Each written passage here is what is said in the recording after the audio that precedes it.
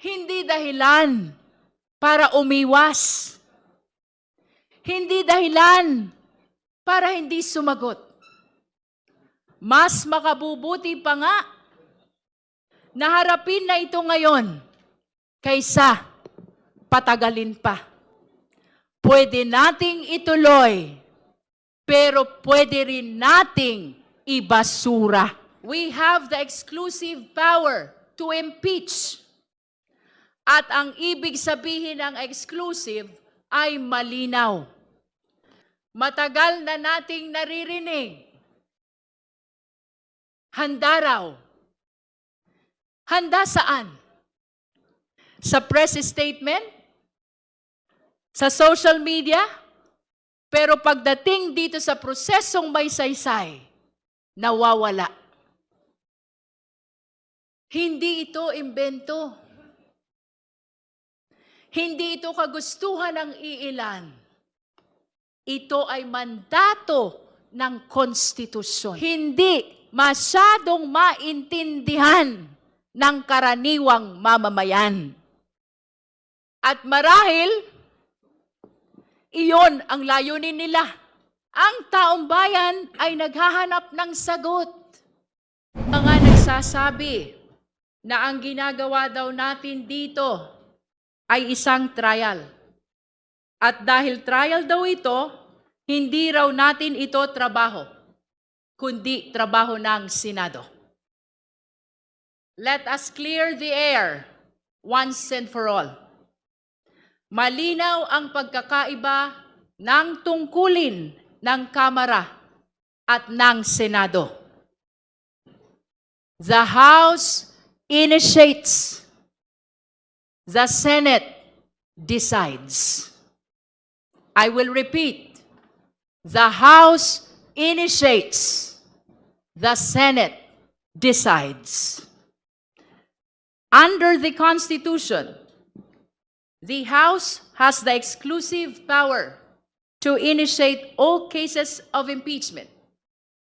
Ang papel natin ay suriin at alamin kung may sapat na basehan para dalhin ang kaso sa Senado. The Senate, on the other hand, is the impeachment court. Sila ang naatasang tumanggap ng kaso at magpasya kung guilty o not guilty ang isang opisyal. Ngayon, may kanya-kanya tayong proseso para magampanan ang ating tungkulin. Kung anuman ang tawag sa prosesong ito, hearing, inquiry, evaluation, o kahit ano pa, hindi iyon ang mahalaga.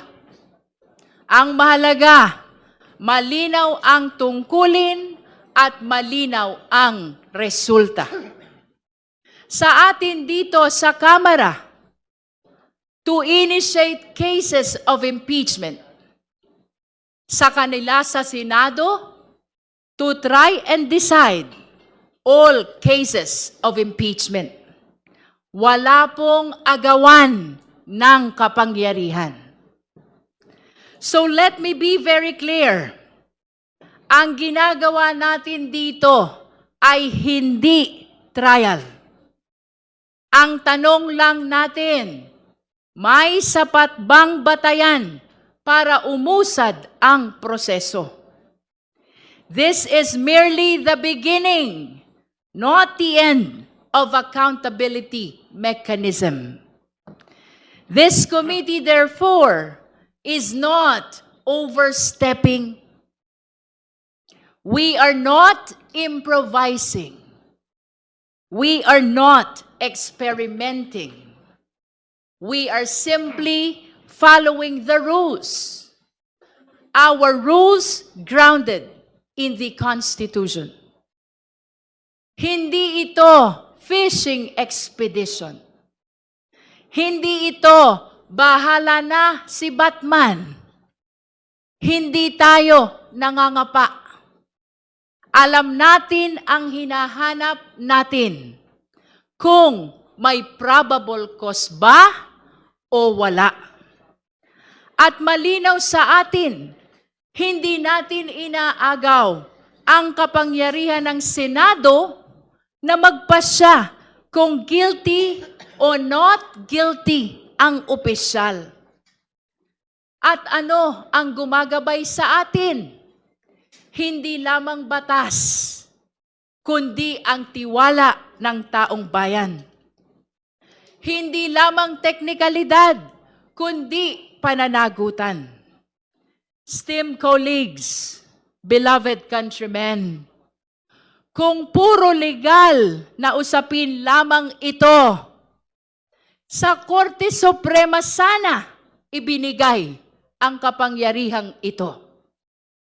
Esteemed colleagues, beloved countrymen, kung teknikalidad ang importante, sa husgado sana ibinigay ang kapangyarihang ito. Pero hindi.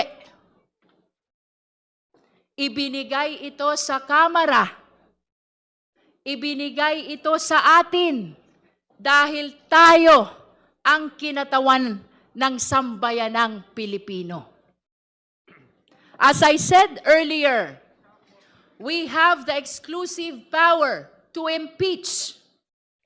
At ang ibig sabihin ng exclusive ay malinaw. Sa Kamara, nagsisimula ang impeachment process. Sa atin ang unang galaw. Sa atin ang direksyon. At gaya ng sabi ng mga kabataan, hawak natin ang beat. Hawak natin ang beat. At sa kapangyarihang ito, pananagutan sa taong bayan ang dapat manaig. No other consideration must prevail except what is best for the country. Second, ito yung pangalawa na kailangan kong banggitin.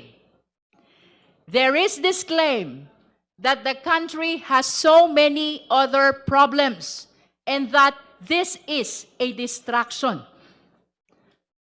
Tama naman. Marami tayong kinakaharap. Sobra. Mahal na gasolina at bilihin. Mababang sahod. Kakulangan sa serbisyo. At ang tila, walang katapusang korupsyon. But let me ask, does the existence of many problems mean we should ignore one specific problem? The committee can perform its duty while government continues to function. Multitasking ang ating gobyerno. At higit sa lahat, sa pagkakaroon ng problema, hindi dahilan para umiwas.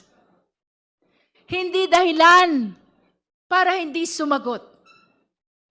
Mas makabubuti pa nga na harapin na ito ngayon kaysa patagalin pa. Kung may sagot, ilabas na. Kung may paliwanag, ibigay na. Tandaan natin, may mga akusasyon dito na hindi naman bago. Last year pa ito. Ngunit ano ang ginawa ng Vice Presidente? Umiwas. Nagtago sa mga teknikalidad. Ang sabi nga, not just once, but twice. If we repeat this cycle, iwas, teknikalidad, sino ang makapagsasabi na hindi na naman tayo babalik dito sa susunod na taon. Kaya ngayon, sagutin na, linawin na, tapusin na. At kapag nasagot, lahat tayo ay malilinawan. Because hearings like this work both ways.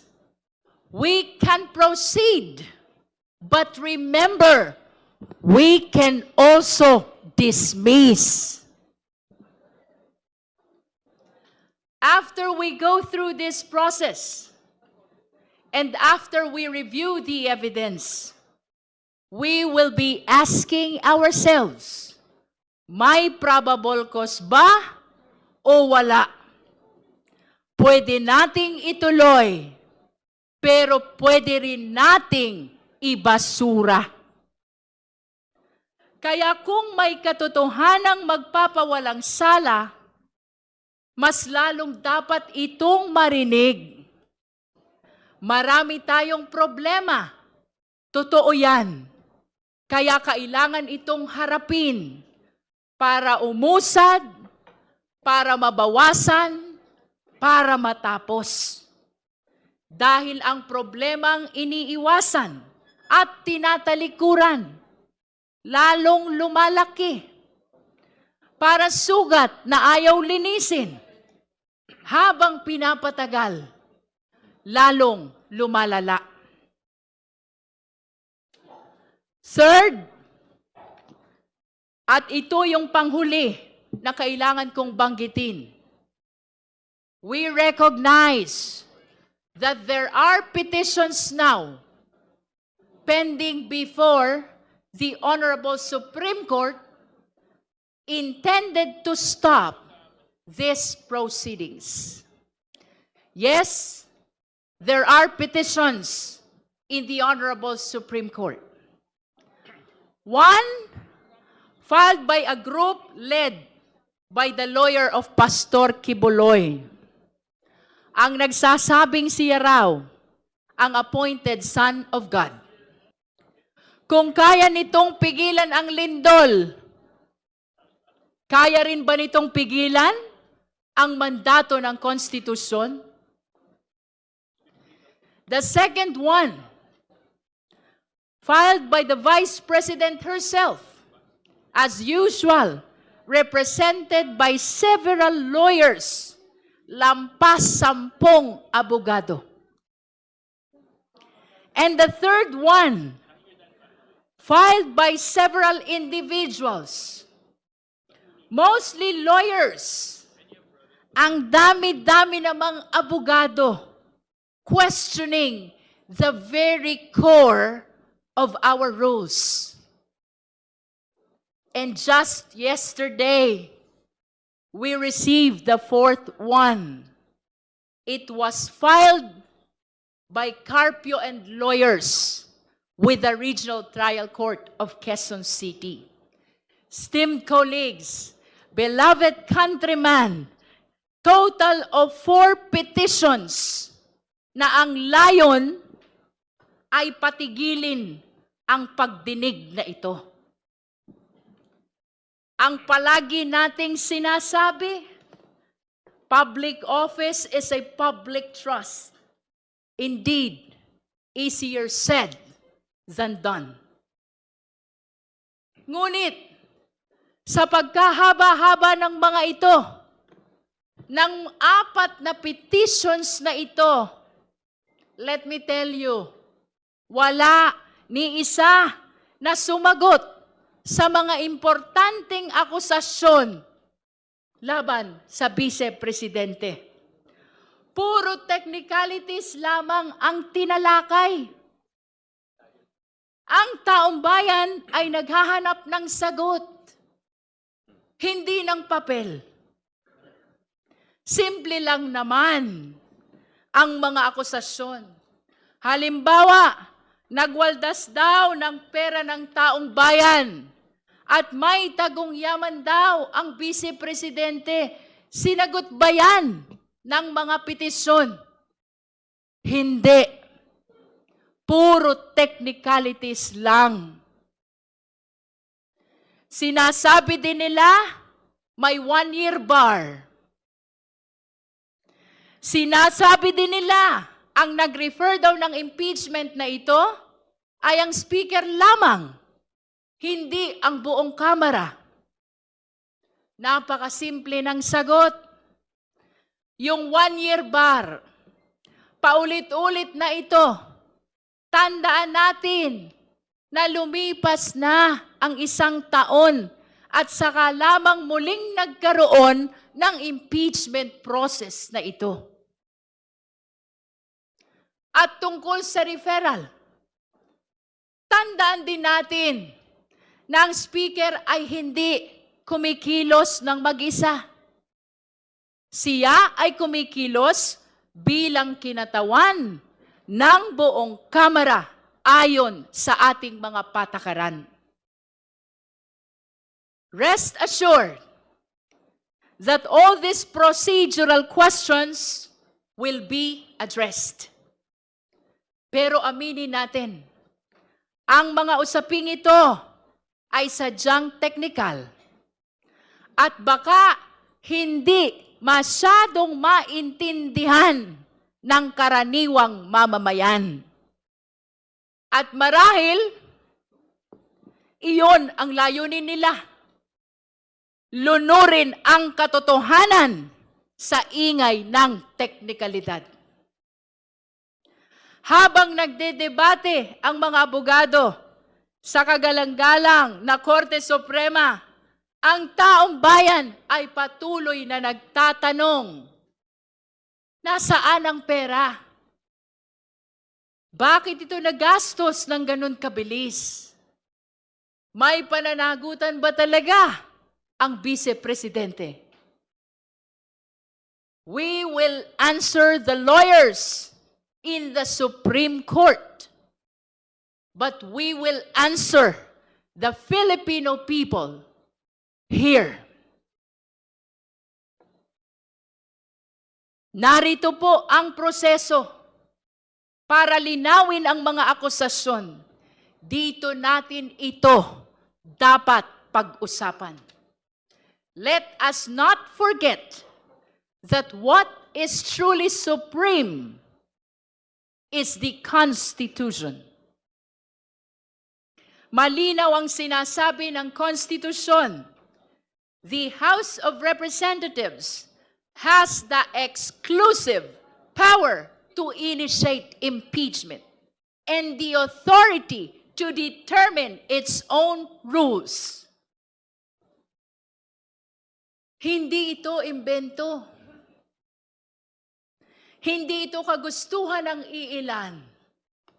Ito ay mandato ng konstitusyon. Now, the Vice President says, the petition in the Supreme Court is not meant to avoid the process, but to seek clarity. But if it is clarity that it is sought, bakit hindi dito? Dito ang clarificatory hearing. Dito dapat magpaliwanag. Kung handang humarap, dapat dito humarap. Matagal na nating naririnig. Handa raw. Handa saan? Sa press statement? Sa social media?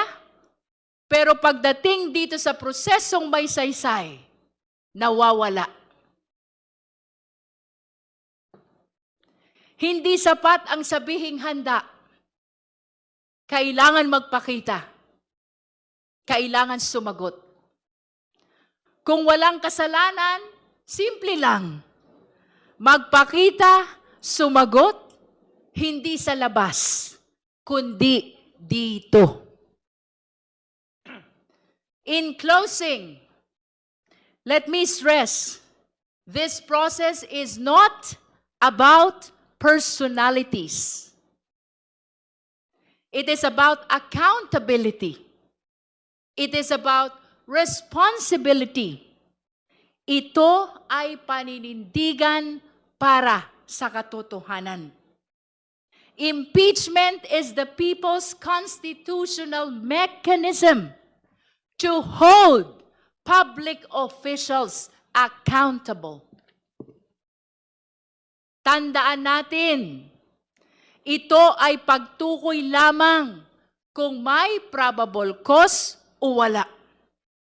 At bahagi ng prosesong ito ang pagdinig natin ngayon. Isang pagkakataon upang linawin ang mahahalagang issue sa kasong ito. Inaasahan natin ngayon ang pagpapaliwanag ng mga ebidensya mula sa COA, sa NBI, PSA at marami pang ahensya. Inaasahan din natin ang pagdalo ni Ramil Madriaga na sa kauna-unahang pagkakataon at sa isang public hearing ay makakapagpatunay sa kanyang salaysay. For the very first time, we hope to hear directly from Ramil Madriaga upang makatulong sa paglilinaw kung may batayan ba ang reklamo laban sa Vice Presidente. Uulitin ko po, hindi ito paghusga. Gusto lang nating maliwanagan. Gusto lang nating matiyak kung dapat bang umusad ang proseso.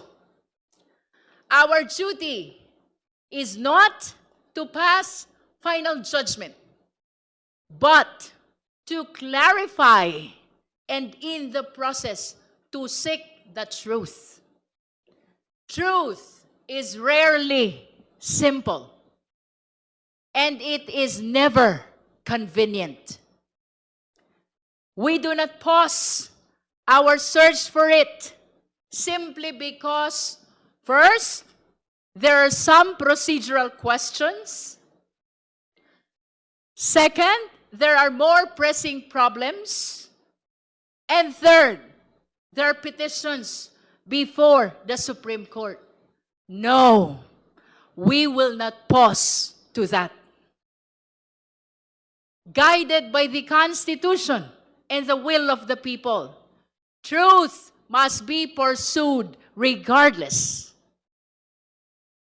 It remains the foundation upon which justice and accountability stand.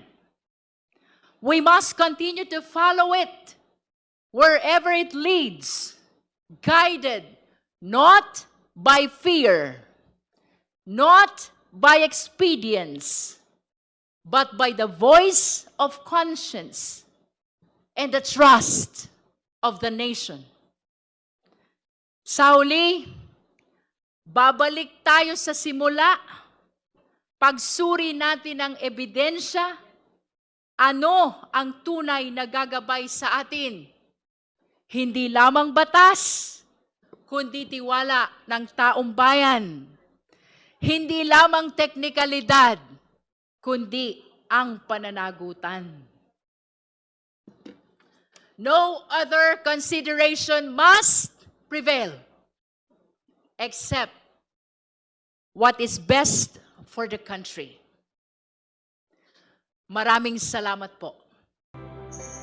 Okay, napakalinaw po ng sinabi ni Representative Attorney Jervil Jinky Beatrix Luistro, mga kababayan, ng Batangas 2nd District, dito po sa hearing ng impeachment complaints pursuant to the Rule 3, Section 7 of the Rules of Procedure on Impeachment, filed by Reverend Father Joel Saballa, endorsed by Congresswoman Laila De Lima.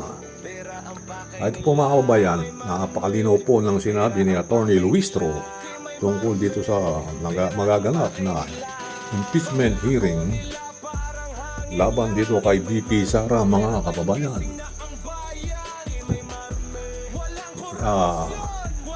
inaasahang hindi dadalo si Vice President Sara Duterte sa House Committee on Justice and Impeachment hearing laban sa kanya ngayong Martes, April 14, mga kababayan. Kung sakasakaling attend si Vice President Sara Duterte, yung pong upuan niya ay nakapagitna sa upuan ni Congressman Benny Abante, mga kababayan, at saka ni Congresswoman Laila De Lima. Nasa pagigitnaan siya ng dalawang congressman at congresswoman, mga kababayan. Kung ang-attend po si BP Sara, napakaganda pong tingnan yan. Kung yung maalala, mga kababayan, ang tatay ni Sara Duterte na si Tatay Digong ay walang takot tumarap sa bawat investigasyon. Napakarunong sumagot, napakatalino, napakabilis mag-isip. Kaya kung si Vice President Sara Duterte ay walang itinatago para mawala ang duda ng taong bayan, kailangan niya pong marap sa House Committee, mga kababayan. Pera ang pakay nila, di may marumi. Pera ang pakay nila,